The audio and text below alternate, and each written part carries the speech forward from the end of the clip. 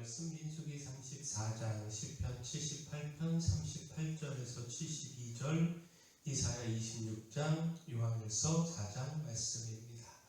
자, 함께 나눌 주제는 비전입니다. 곧 비전을 나아가야 할 이유이지요. 하나님은 자기 백성에게 비전을 주십니다. 그러나 그 비전은 받는 것으로 끝나지 않습니다. 믿음으로 붙들고 순종으로 지키고 또 사랑으로 이루어 가야 합니다. 민수기 34장은요, 이스라엘 백성이 차지할 가나안 땅의 경계를 구체적으로 보여줍니다. 하나님은 막연하게 약속만 하신 것이 아니라 그 땅이 어디서부터 어디까지인지 분명하게 말씀하셨습니다. 민수기 34장 2절 말씀 보면, 너는 이스라엘 자손에게 명령하여 그들에게 이르라. 너희가 가나안 땅에 들어갈 때에 그 땅은 너희의 기업이 되리니 곧 가나안 사방 지경이라. 자, 광야를 지나고 있는 백성에게 이 약속은 단순한 정보가 아니라 비전이었습니다. 앞으로 들어가게 될 땅이 분명했기에 지금의 고난과 두려움도 이길 수 있었습니다. 이처럼 하나님은 약속하시고 그 약속을 백성들이 붙들 수 있도록 비전으로 보여주십니다. 그리고 마침내 그 약속을 이루십니다. 그래서 비전은 사람의 욕심이 아니라 하나님이 주신 그 약속의 그림이어야 합니다.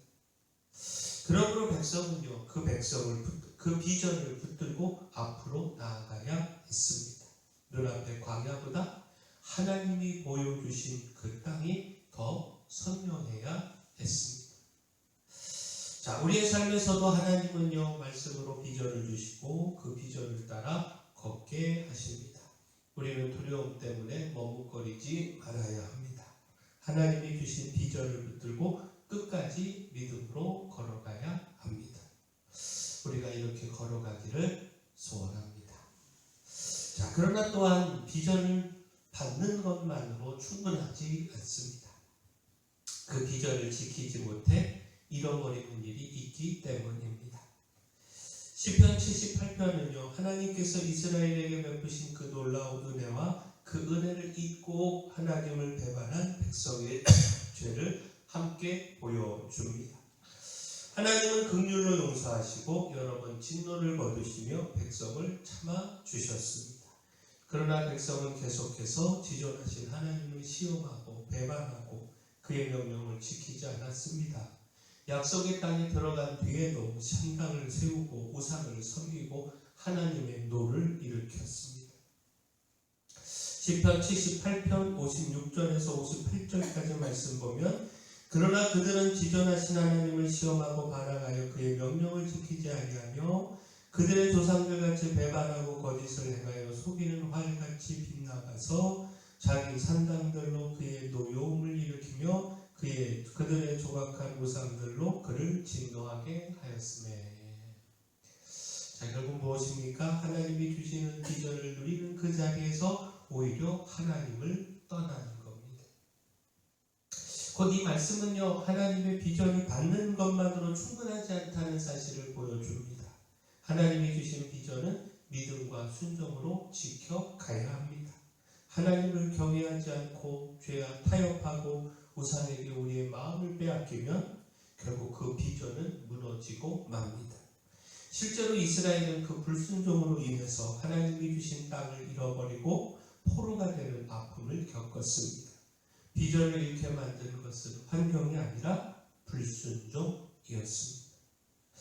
자, 우리의 삶에서도 죄와 불순종은요, 하나님이 주신 비전을 흐리게 합니다. 우리는 끝까지 하나님을 경외하며 그 비전 놓치지 말아야 합니다. 비전을 이루는 것만큼 그 비전을 잃어버리지 않는 것, 이것도 중요합니다. 그러나 또한 비전을 잃어버렸다고 해서 그것이 끝이 아닌데 하나님은 다시 일으키시는 분이시기 때문입니다. 우리는 그 하나님으로 인하여 다시 비전을 꿈꿀 수 있고 또 꿈꿔야 합니다. 이사야 26장은 심판과 환난의 시간을 지나며 하나님께 회복과 구원을 구하는 백성의 노래와 기도를 들려줍니다. 그들은 환난 중에 하나님을 앙호했고 징벌이 임할 때 간절히 기도했습니다. 자, 이사야 26장 16절을 보면 여호와여 그들이 환난 중에 주를 안구하여 싸우며 주의 징벌이 그들에게 임할 때에 그들이 간절히 주께 기도하였나이다. 자, 또한 스스로는 아무 구원도 만들 수 없다는 사실도 고백하고 있는데 18절을 보면 우리가 잉태하고 산고를 당하였을지라도 바람을 낳은 것 같아서 땅에 구원을 베풀지 못하였고 세계의 거미를 출산하지 못하였나이다. 자, 그러나 그 자리에서 하나님은 놀라운 약속을 주시는데 19절을 보면 주의 죽은 자들은 살아나고 그들의 시체들은 일어나리이다. 티끌에 누운 자들아 너희는 깨어 노래하라. 하나님은 끝난 것 같은 자리에서도 다시 살게 하시는 분이십니다.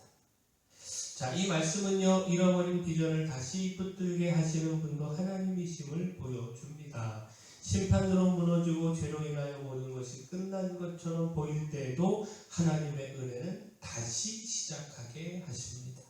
사람은 자기 힘으로 비전을 회복할 수 없지만 하나님은 죽은 자 같은 자리에서도 소망을 다시 일으키십니다. 그래서 절망의 자리에서도요, 기도는 끝나지 않습니다. 자, 결국 무엇입니까? 우리의 삶에서 다시 꿈꾸게 하시는 분 하나님이십니다. 그러므로 우리는 스스로 답을 만들려고 하지 말고 하나님을 악무하며 기도해야 합니다.